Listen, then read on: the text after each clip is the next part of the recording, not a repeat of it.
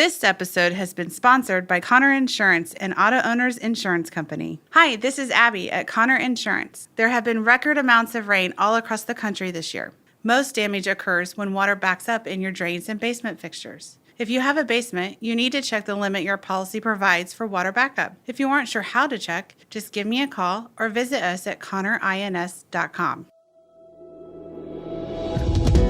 Hi, my name is Ray Hilbert, and I'm the co-founder of Truth at Work.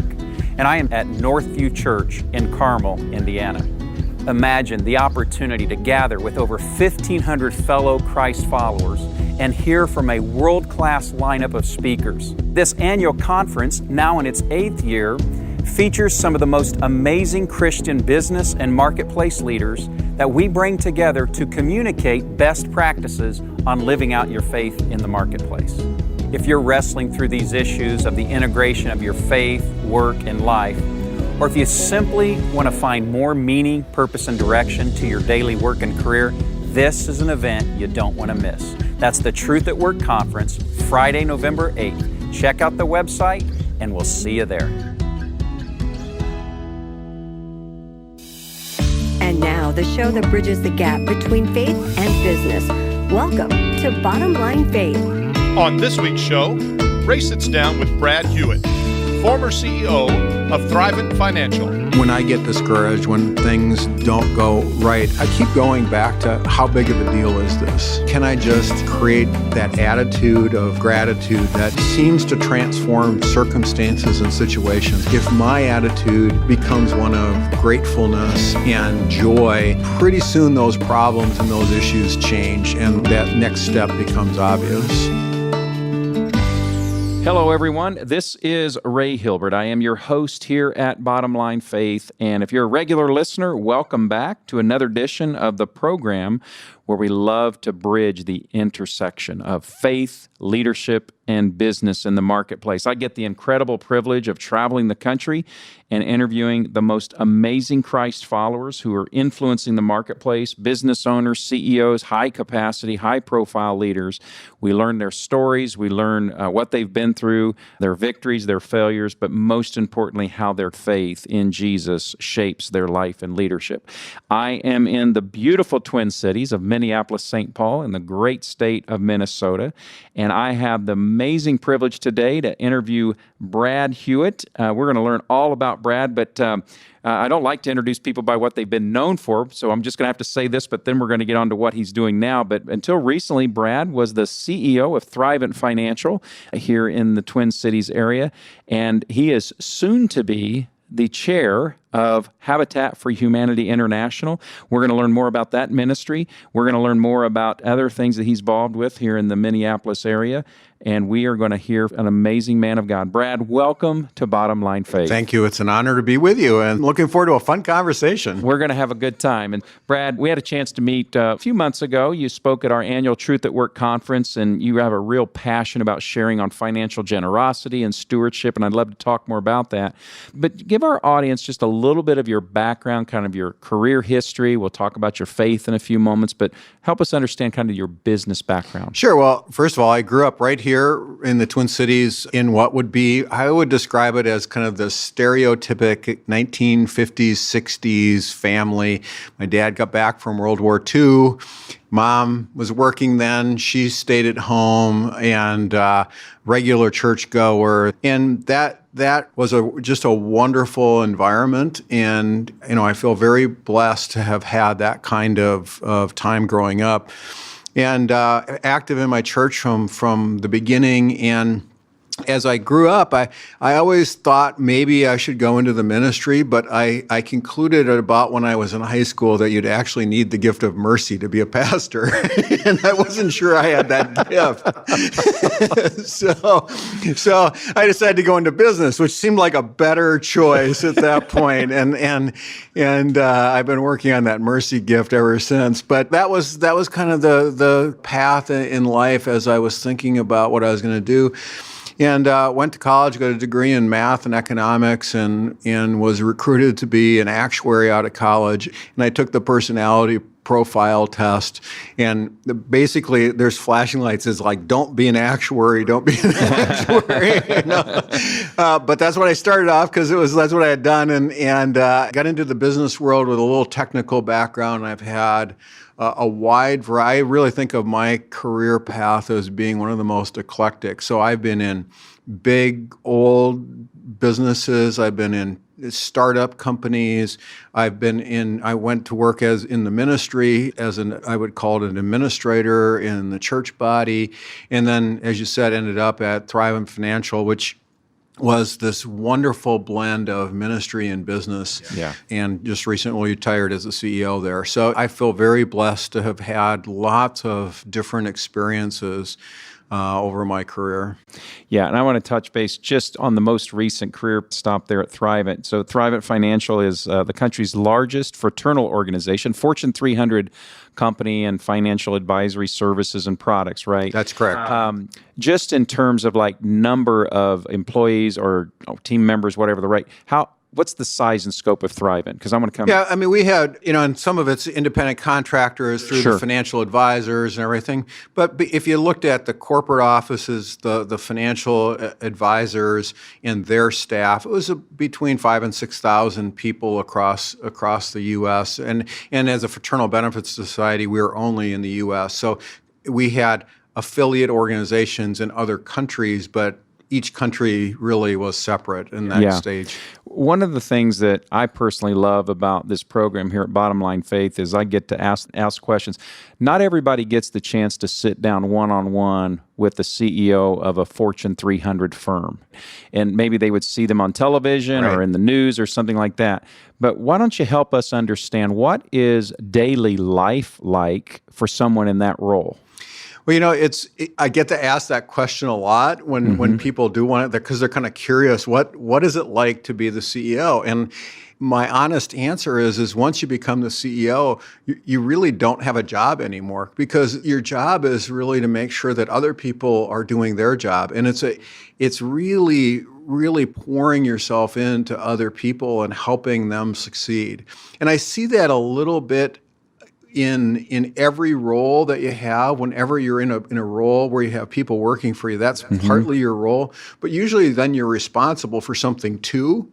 You're the accountant, or you're the salesperson, or once you become CEO, you're kind of accountable for everything. And so I think that's part of it. And then we were talking a little bit before, I really do think the role of the CEO, this may sound funny, I would spend at least an hour a day where I would put no meetings on my calendar just to try to make sure I was spending enough time thinking about what the next likely things would be. It's really trying to discern.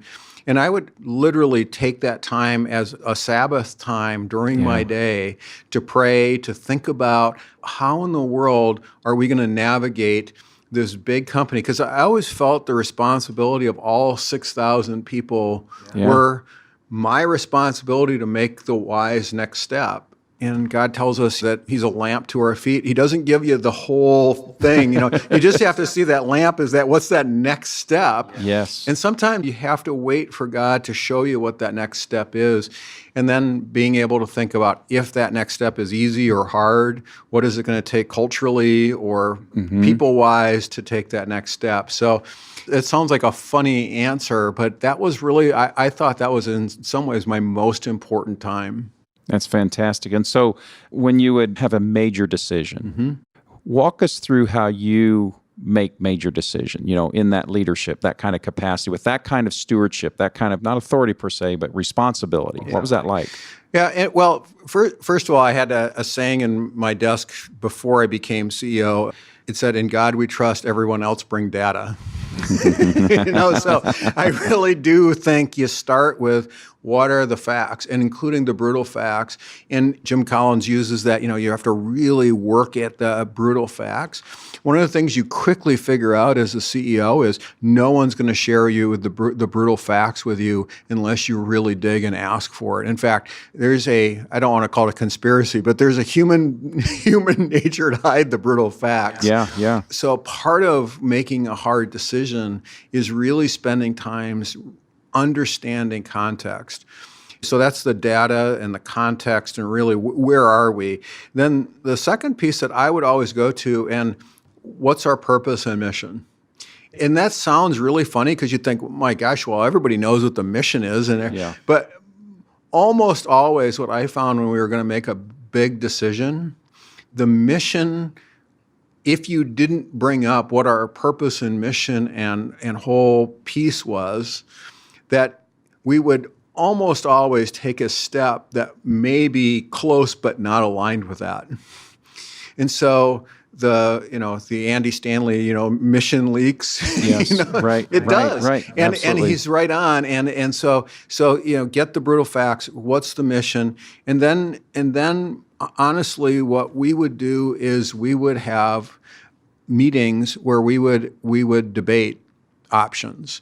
And I would almost always in those meetings with my trusted staff have to remind them that this isn't a democracy. We're not taking a vote. This isn't a system where we're going to debate and then take a vote. If we could all get to agreement and it seemed like the next step was obvious, we just do it. Yeah. If it wasn't, usually it was pretty well divided 50-50. And sometimes we would go back and keep trying to figure out, is there something we're missing? If not, at some point we would just say, okay, we have to pick one option or another. And when you're in that role of authority, that is your job, is that somebody at some point, the buck stops with the person who has to make the decision. And, Correct. and I think sometimes when people want to have this vote, it's to share the blame instead of just saying, you know what, I'm going to make this decision. It's my decision. If it fails, it's me. It's not anybody else. Yeah. We had plenty of debate. Yeah. Thank you. That's very helpful, I think, just to kind of let people peek inside what life is like for the CEO of a large corporation. And so as you look back and think back over the course of your career, whether it's at Thrivent Financial or somewhere else, what was maybe the most difficult decision that you had to make, and how did your faith help you get through that? Does anything come to mind? Oh, yeah. Usually it's people issues, and this one didn't happen to be a people issue. It was a business acquisition situation. So I was working, we'd been at a startup, and it had boomed, it had grown like mad. It had spun off a whole bunch of other startups, and I'd become the CEO of one of the other startup organizations. And kind of in that same strategy piece, it was getting clearer and clearer that we needed to separate that business because most of our customers were in competition with our parent company. Okay. And so I went to the CEO of the parent company and said, here's the strategy. I think we need to sell this business. I think we could get this dollar amount for it. And he's like, no way are you ever going to get that much money. And so we ended up getting actually twice as much as we both thought. But what was really interesting in that process is it was really clear to me that I was going to be moving from the parent company to the other company. And at what point did my responsibility to the parent company or the buying company change? Almost a conflict of interest. It was almost. And because of the data and how do you do this, and the new company was buying it for a very high multiple. And I knew I was going to be responsible for delivering value at that. Yeah. But, on the other hand, my job was to get the maximum value for the parent company of where I was working. And that sounds like a simple thing, but it was a very complex. And so my faith, as you start, one is I prayed about it a lot, but I concluded that my job was to make sure that everybody made the wisest decision they could, and the best way to do that was to provide extreme transparency to everyone. So it was, we're not going to try to, manipulate. We're going to really use transparency and an open book policy as much as possible. And it turned out great. I mean, it ended up being really hard to deliver on the value afterwards, but we did it, and it turned out to be really good for the parent company. I love that. That's a great example. I have a friend of mine who used to be a circuit judge, and I asked him one time, I said, how do you know if you were a great judge in a case? And he says, when both parties walked away unhappy with me. then I knew I was fair. Right. And so as I was listening to your story, you had equal concerns for both parties, to not to make them unhappy, but to make them happy and to bring value. Right. So your faith guided you through that. So from that point forward, how did that lesson impact your future decision making? Talk about transparency, maybe. Yeah, I really do think it's what I concluded was that in circumstances where you have these competing parties, one of the things, which is not all that which unusual, is pretty common. Yeah. Again, back to the decision process is putting all the facts on the table and letting everybody see what the facts were. So I've found that to be just an incredibly valuable thing to do in almost all circumstances. And in a lot of ways, I think the faith, I'm going to say something that you will probably find surprising, is I actually don't think we're actually called to be leaders. I actually don't think even leadership is an interestingly enough a biblical idea. What Jesus called us to be is followers. And what I discovered through that process is you're always a follower. Jesus was a follower of the Father. Great point. The disciples were followers of Jesus. That there's a followership belief and system in Scripture. And what I have found in that I think has served me well in every role I've been in is my job is to be an awesome follower. When I look for people, when I find people who are awesome followers, they're often the best leaders too. And I find that people who want to be leaders usually aren't very good followers, and they turn out to be not very good leaders. So it's I love that. it's one of those paradoxes, exactly. isn't it? It is absolutely a paradox. And the reality is of being a good follower isn't always just doing what your boss says. Sometimes it's telling your boss, no, you're not right, because you're trying to be a good follower. So it's not what people think of followership is this, just be doing what you're told. Blind loyalty. Not at all. Right. It's transparency. It's authenticity. It's challenging when you need to. It's following through when sometimes you don't agree, but they're the boss and they've made their decision, and so you get on board and you're positive. So that's I think that I was trying to be a good follower in both cases.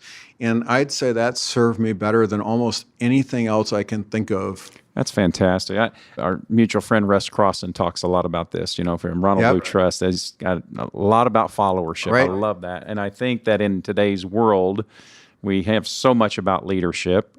And we talk about that here, of course.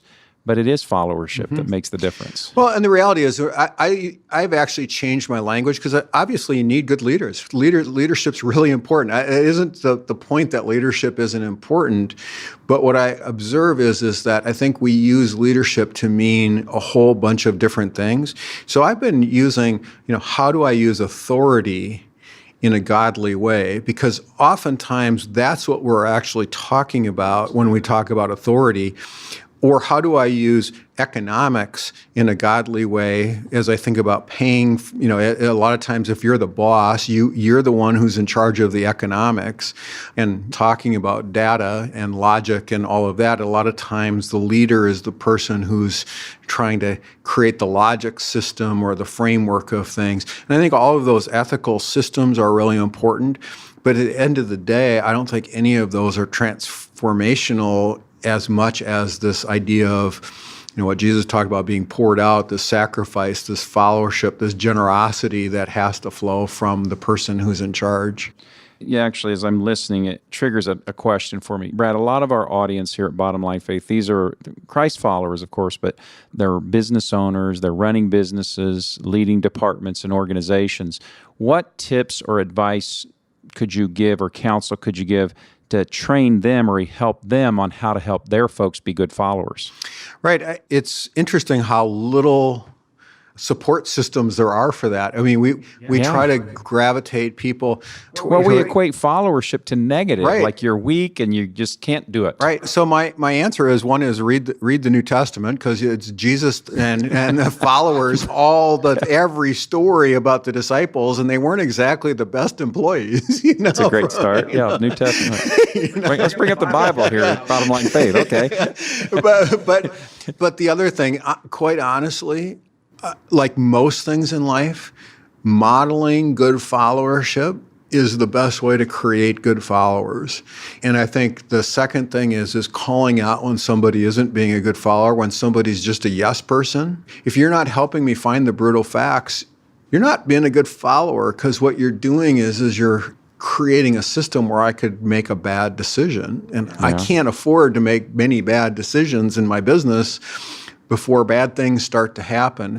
So I really do think looking at Christ's example, who was training people to be disciples, which is followers, I think it's modeling that same behavior and then calling it out. And I'd probably say last, if I was to be perfectly honest, is rewarding people who were the good followers, not necessarily, because I think a lot of our reward systems are for people who kind of take initiative and self-aggrandize and all of that.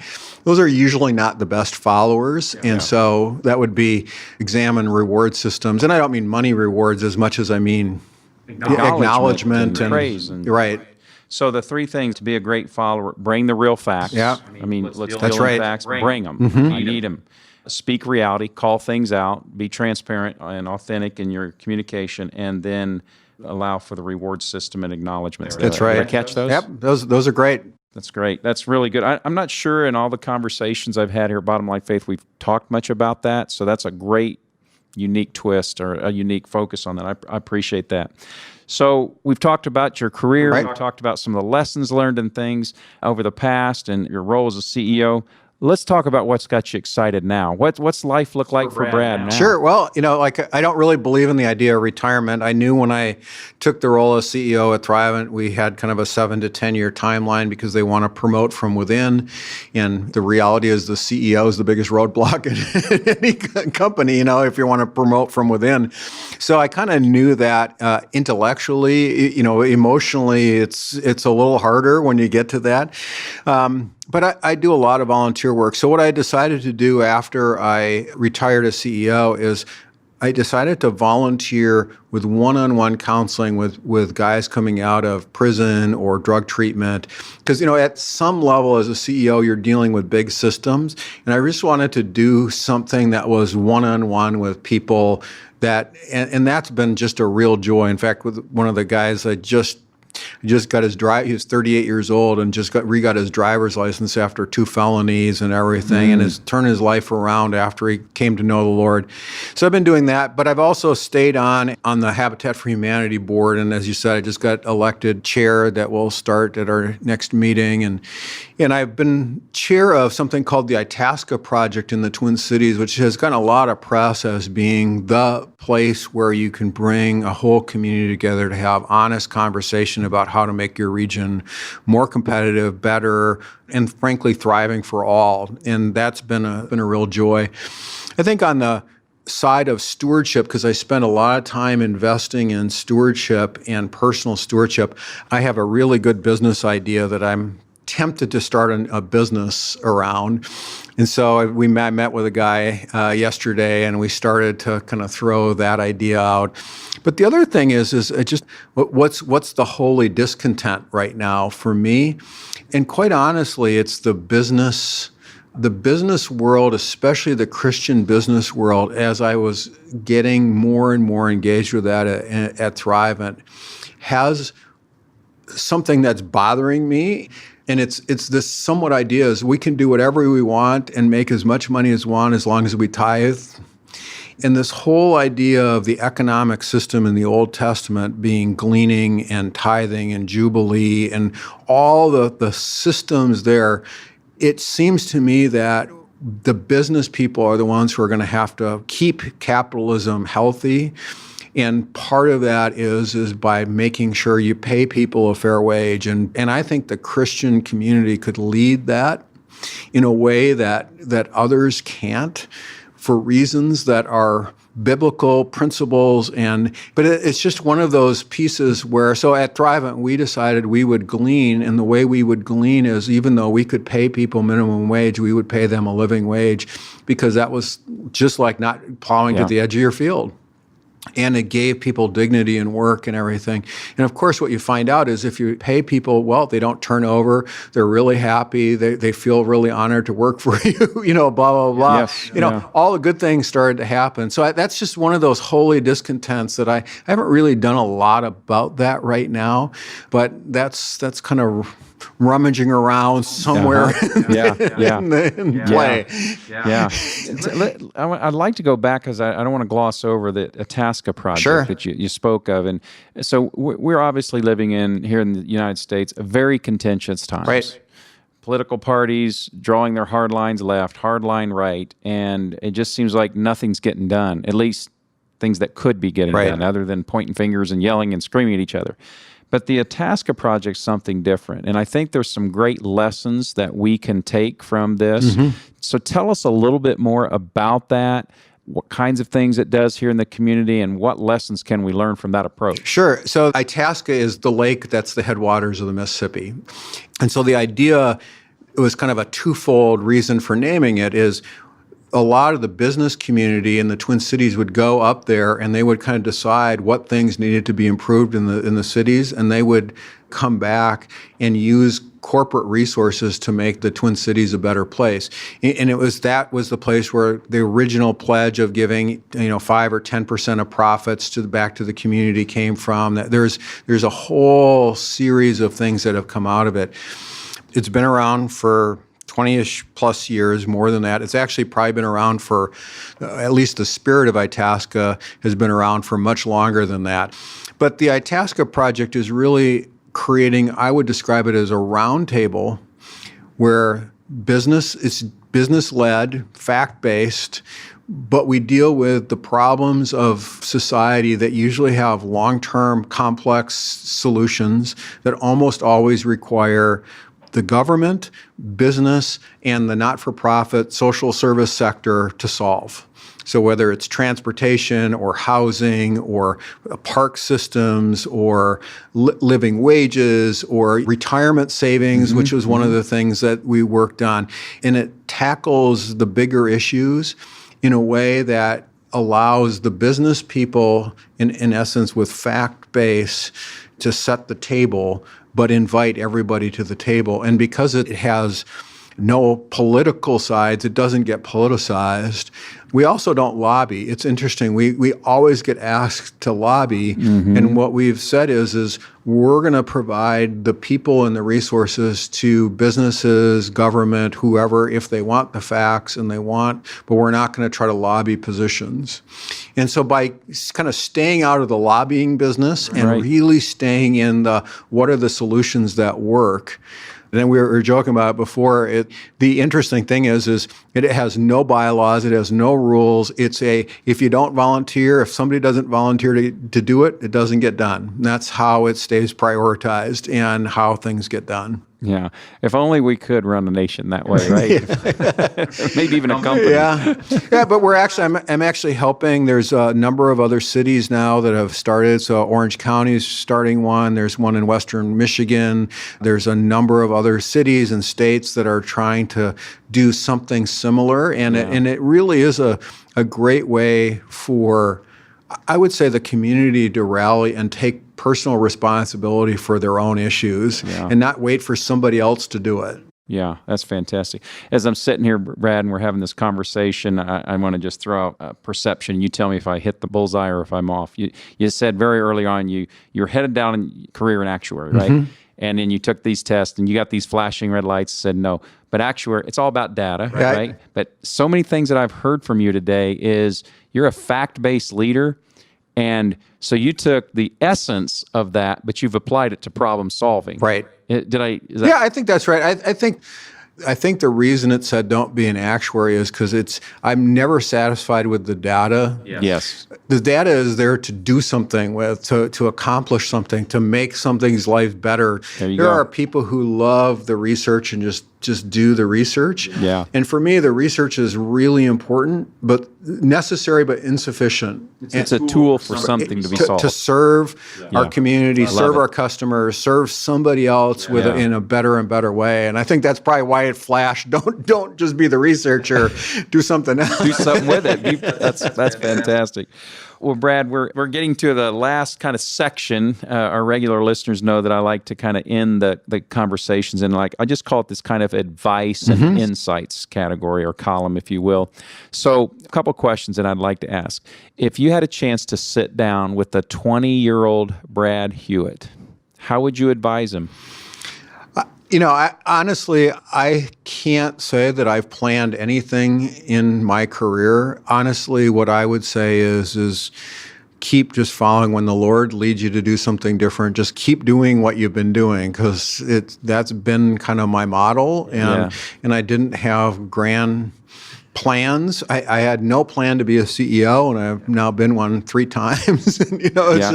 So I'm not sure I would do anything different I think the advice I would probably give early on is what I said before, is learn how to be a better follower. Yeah, fantastic. And so if someone's listening right now and they've just really enjoyed this conversation, but yet maybe they're struggling, they're discouraged right now, and maybe they don't see.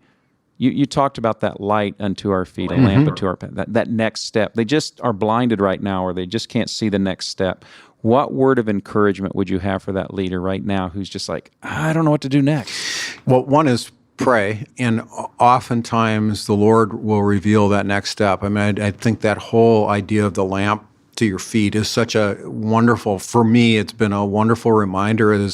Usually when I get into that circumstance, I want the light to the next 5 years, not the next step. Yeah. But, part of it for me has always been when I get discouraged, when things don't go right, I keep going back to how big of a deal is this?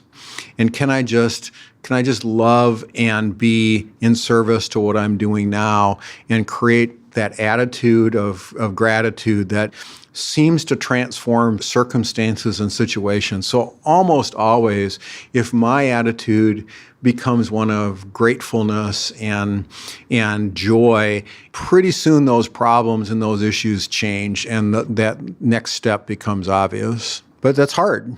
It is hard. I love that, just to have that attitude of gratitude. And so it's going to transition then into my last question. Our regular listeners, they probably get tired of hearing Ray talk about the 423 question, but the last question that I ask every conversation, Brad, is based out of Proverbs 4:23, where Solomon writes these words. He says, above all else, guard your heart, for from it flows all of life. Right. So what would be the one above all else piece of advice that you'd like to end our conversation on today? So one of the ways I guard my heart is, and kind of a verse that I've had that's been special to me my whole life, and it's the great requirement, which is in Micah 6:8. It's love mercy, do justice, and walk humbly with God. That's what the Lord requires. And what's fascinating to me about that verse is that love, as you think of the heart and love sometimes looks like mercy and sometimes looks like justice. And it takes real discernment, and we know this with my kids or with my employees, anybody. Trying to guard my heart to say, what's the most loving thing that I could do for this person? Sometimes it's going to be just to let them off the hook, and sometimes it's going to be to hold the law, and to remember as you're making those decisions, just be humble before God, because you can't see into their heart, you can't see into their mind, and choose wisely as you can. And to me, that's the way I think about how do you then do the great commandment of loving one another. That's fantastic. It reminds me, Paul talks about the church in Corinth. He says, shall I come at you with a love or with a whip? Right. We're going to deal with it, but do I do it soft or do I do it hard? It's hard. That's the discernment part. Brad, thanks for this conversation today. Well, it's been my pleasure. I really enjoyed it. I hope you'll allow me to come back and we talk more. I would love to. Thanks. Well, folks, another just amazing, fast conversation here at Bottom Line Faith. So we've heard today from Brad Hewitt, a man that has faithfully followed God, had his ups, had his downs, but has really, really tried to make a difference in the world by gathering facts, by being a great follower, and encouraging others to do the same. That's what we're about here at Bottom Line Faith, is to encourage you as a Christ follower in leadership to be all that God has called you to be each day in the marketplace. So until next time, that is my encouragement to you. I am your host here at Bottom Line Faith, Ray Hilbert, saying so long, and we'll see you next time. Bottom Line Faith is brought to you by Truth at Work. If you'd like to hear about new episodes or listen to past episodes, visit us online at bottomlinefaith.org. You can also subscribe to the show through Google Play and iTunes.